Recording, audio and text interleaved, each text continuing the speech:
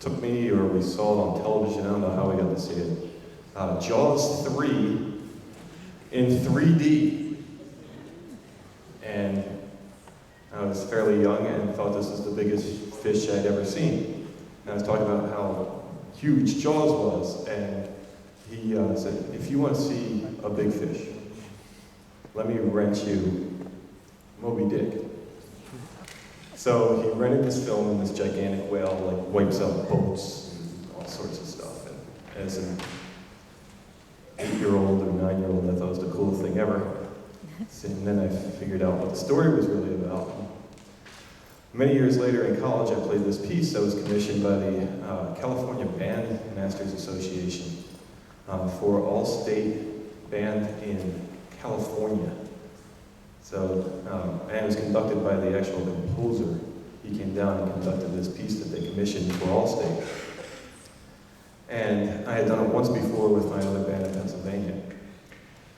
And didn't really think much about it until last spring around this time, where we do a couple things after our last concert. One of them was, why should I be the guy picking the music? Music tends to be non-expressive. Play what I told you to play, the way I told you to play it, in the style I told you to play it in, at the volume I told you to play it in. And these guys basically are regurgitating what we do over and over in rehearsal.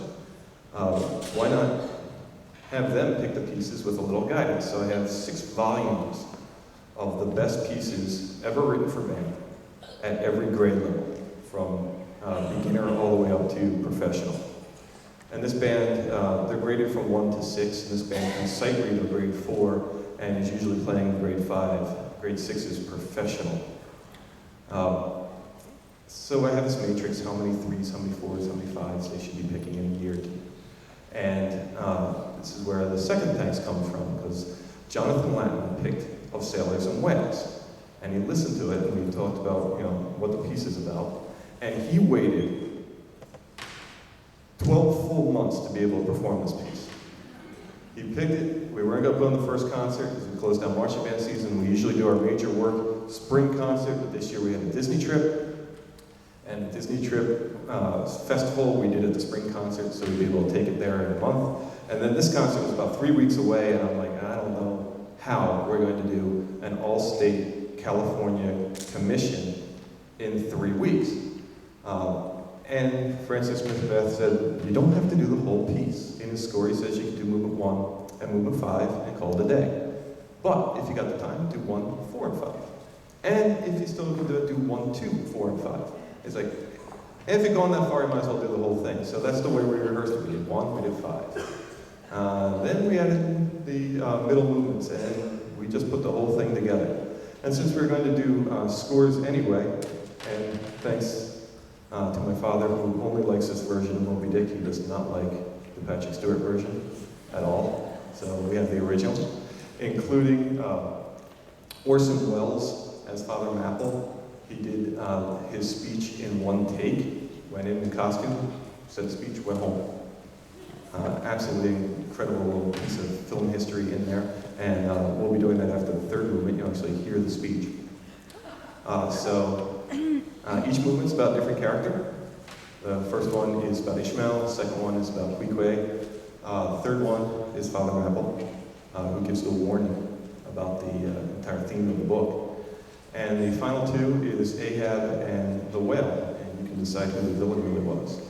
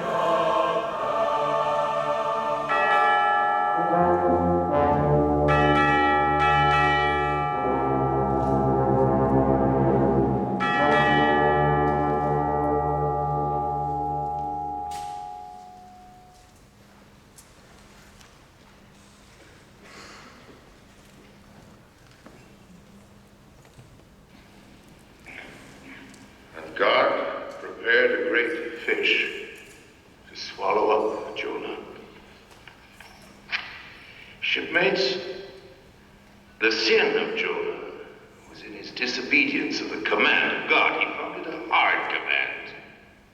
And it was, shipmates, for all the things that God would have us do are hard. If we would obey God, we must disobey ourselves.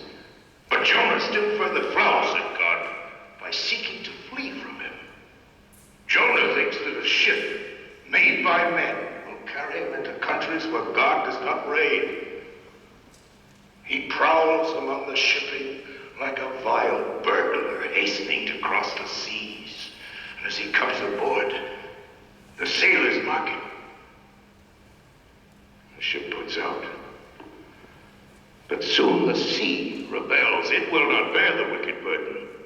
A dreadful storm comes up. The ship is like to break. The boatswain calls all hands to lighten her. Boxes, bales, and jars are clattering overboard. The wind is shrieking. The men are yelling. I fear the Lord, cries Jonah, the God of heaven who hath made the sea and the dry land. Again, the sailors mock him. And wretched Jonah,